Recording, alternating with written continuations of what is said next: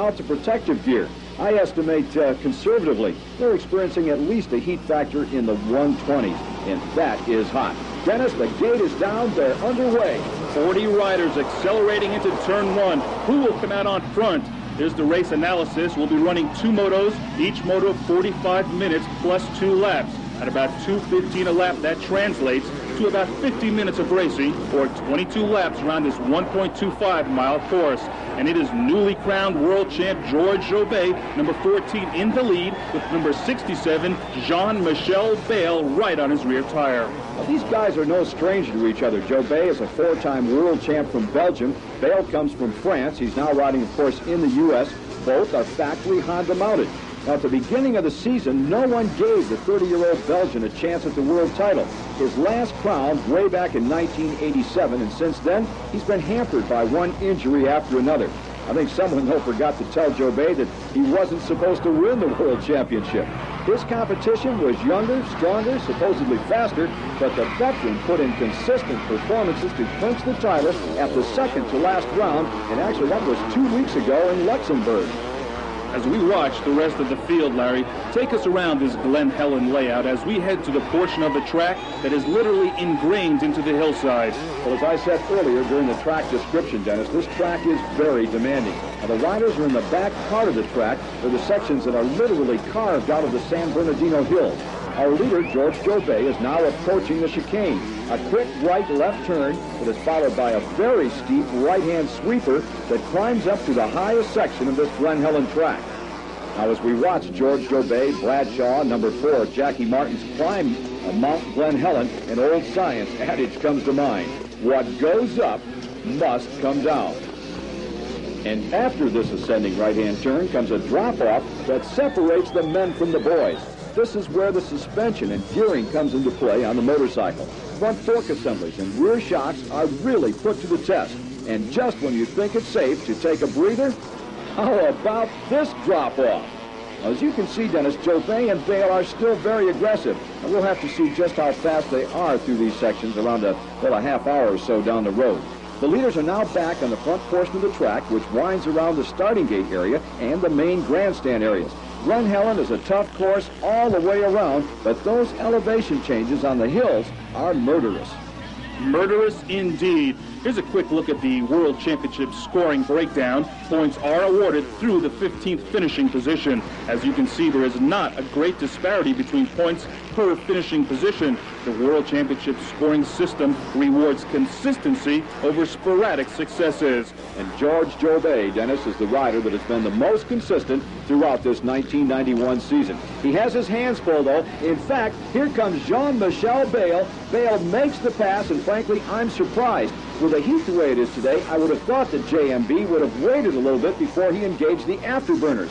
He looks like an inspired rider out there today, and that spells bad news for the rest of the field. Larry said it at the top of the show. Jean-Michel Bayle will be very tough to beat today if everything holds together. And here are the current standings, courtesy of the RKXL scoreboard. It's Bayle, Jobet, Jackie Martins, Damon Bradshaw, and Jeff Ward.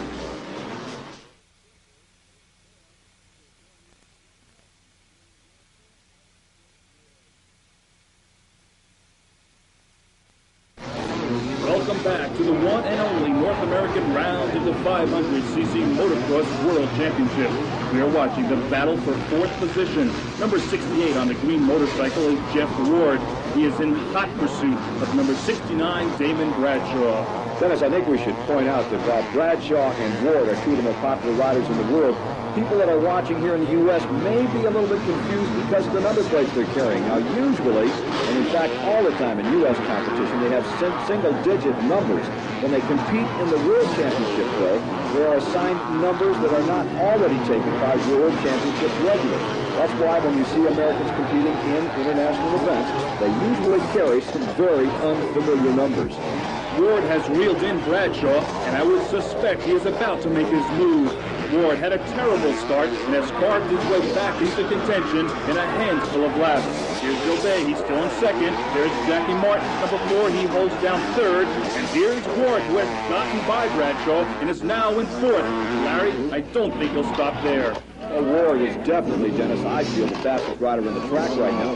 Jackie Martins and Joe Bay are not too far ahead of Ward. I won't be surprised to see Ward catch them as well. There is one danger for Ward, and that's the burnout factor. We'll get back to that in just a second. Here's the replay of Ward overtaking Bradshaw. Nothing fancy. He just carried more momentum through the jump, and the rest is history. Now, getting back to Ward and the burnout factor. If he expends too much energy in overtaking riders now, because there's still a lot of racing left, he might find that they're going to repass him later. Earlier, we asked Ward to explain his overtaking strategy and how he judges when a rider is ready to pass. Sometimes it's real difficult to tell, if a rider's getting tired, because I basically, my thought is I think all riders get tired at the same time. I mean, heat's heat, and it's just who's been trained in it and used to riding while they're tired. And the best way to find out how tired a rider is if you're late in the race, you're getting hot. You got to figure they're as hot as you are. So you got to make a pass on them real quick. Just stick it to them, and if they're not tired, they're going to try to get you back. And if they're tired, they're not even going to try. They'll just drop right off the back. And I've done it hundreds of times where, you're riding behind the guy and you're just burning up, and you go, man, I got to make my pass now. And you do it. Next thing you know, the next lap you come around, they're 6 seconds back because they've just totally given up, and they're thinking, man, he's not even tired, and I'm dead. And it's just psychological more than anything. And out here, it's going to be that way. If you're out front and guys coming up behind you, and if you slack off any bit and he gets by, mentally you're done. You think, man, he's not even tired, and you start dropping off thinking about the guy behind you. Is he catching it? And that guy's gone. It's just you got to just know that everybody's as tired as you are and just keep going to the end. There you have it, one of the best ever. It's as much a head game as it is a contest of speed and endurance. Now the question becomes, how many more riders can Jeff Ward reel in before the end of the moto? The next rider ahead of him is Belgian Jackie Martins on the European-made KTM. Ward is on the Kawasaki, as he has been virtually ever since he was a multi-time mini-bike champion during his grammar school days in California. And here's the battle between Jeff Ward and Jackie Martins. Ward goes to the inside, and Ward makes the pass. Dennis Ward is in a groove. What a rhythm he's got going. He's negotiating this track and making passes without even thinking. I think, they've got this racing instinct, and it's taken over. He sees the slower rider in front of him. He simply goes around him like he wasn't there. Joe Bay is about a second and a half ahead of Ward, which the way Ward is riding is nothing. We are watching a fantastic performance by Ward. Larry, here's the replay. I think Jackie Martins is in the wrong line. He went to the outside, left the inside open, and you can't do that with a rider the caliber of Jeff Ward. He just put it to the inside, dialed it on, and said goodbye, made the pass. We are watching one of the most dramatic performances in Grand Prix history.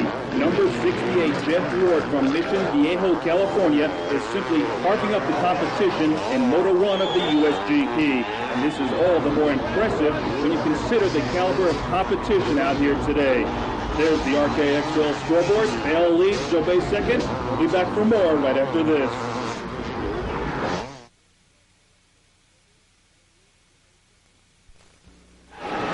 Welcome back to Honda's presentation of the Shoei Helmets U.S. Grand Prix. We're watching the battle for second. That's 68 Ward pressuring number 14, newly crowned 500 world champ, George Jobay. And this is number 67, Jean-Michel Dale. He's led since lap number 2. Now we are awaiting that battle for second as they crest the hill. That's 14 Jobay still leading number 68 Ward. What a battle it has been. Ward, if you've just joined us, has put a dramatic charge through the field and is really challenging now for second place in the first of 2 World Championship motos. Dennis, there's no question in my mind that Jeff Ward is going to make the pass. It's a question of when and where the pass will come. Now, in fairness, I think we should point out again that Joe Bay has had the flu all week long. He's riding, I would say, in a weakened condition. Jeff Ward, on the other hand, has the adrenaline flowing. So I go back and say, where will the pass be made? My guess is the chicane. As we told you, Ward is on the Kawasaki, Joe Bay on the Honda. Both are potent racers, but the Honda 500, as you see it here, has dominated the Manufacturers' Championship, winning the last 8 World Crowns in a row. And here are the stats on the current Honda. Like most of the bikes, it is a single-cylinder, liquid-cooled bike producing about 60 horsepower. It has a 5-speed transmission, minimum weight under 230 pounds. A potent package indeed. And we're back to the action, and we are still focused on that intense battle for second going on between the veteran American superstar Jeff Ward and the 4-time world champ Belgian George Jobay. Dennis, Jeff Ward has made the pass. He's passed George Jobay to take over the number 2 position. Question is now, can he make it stick? Now here comes our leader, Jean-Michel Bale, rider number 67, the Frenchman, currently riding with a U.S. license. He's been here all season. We're waiting for that battle now for the number 2 position, and here comes Jeff Ward. Jeff Ward has indeed made it stick, and Dennis, he's starting to pull away from Jobay. One important note here, Larry. Even though this course is raced on once a year at the GP, Ward and Kawasaki test here frequently, so Ward is more accustomed to the terrain and the heat, more so than his European rivals, and he is making the best of it here today. And Larry, here's the replay. No black magic here. Jeff Ward simply has the momentum again. He found himself a good line. He dialed it on. We talked about that a little while ago, the heat factor.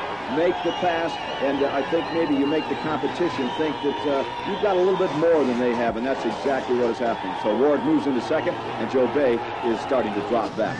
Jeff Ward is the only rider in U.S. motocross history to have won national titles in the 125, 250, 500cc classes and in Supercross. He has done it all, yet he has never won a Grand Prix. Could this be the day? I'm sure he would like nothing better than to win today in front of this home crowd, especially when last year it was a foreign rider who took the Glen Helen glory. And American riders hate to get beat by Europeans. Let's go back 1 year ago at this race, and the flashback is brought to you by RKXL. When the gate dropped for moto number 1, all eyes were focused on a fantastic race-long battle between reigning world champ Eric Gabors, he's rider number 3, and number 69, American veteran Johnny O'Mara. Watch as they split this back marker. O'Mara to the inside, Gabors to the outside. Gabors gets to the turn first, slams the door on O'Mara. In the end, it was Gabors at the checkers, Johnny O'Mara in tow. Now, the second moto was even more dramatic. It was all Rick Johnson, rider number 65, and it was in what turned out to be, Dennis, in his farewell Grand Prix appearance. Johnson came from behind to pass rider after rider to win moto number 2, with Gabors finishing in 3rd place. An outstanding ride. On the victory roster, Gabors on the left, Johnson on the right were all smiles. Gabors won the overall with a 1-3 tally, but more importantly, it was the Grand Prix swan song for 2 of the best ever. Glen Helen has been the home for this event for 2 years now, and in both events, we have witnessed some kind of special racing. The story today has been Jeff Ward. Like Rick Johnson last year, Ward has transformed this crowd into a frenzied mob, and here he is putting the bid on Jean-Michel Bale, and he has taken the lead. The crowd is going crazy. They are urging him on at every corner, and it looks as if Ward is going to make it stick. Look at that crowd waving and cheering for the American rider. This is Grand Prix racing at its best. Ward is inspired today. He wants to put on a tremendous show. He wants this race. Well, it's real important. I've never won a GP. I mean, I haven't raced that many of them. I've probably raced 5 in my career, and just because it comes in the middle of our season, I'm leading the championship. It feels like they don't want me out there getting hurt. I don't want to be out there for years so long. I don't want to ride one more race. So, you know, I've had everything in my career probably except the GP win, and it's really important for me to win.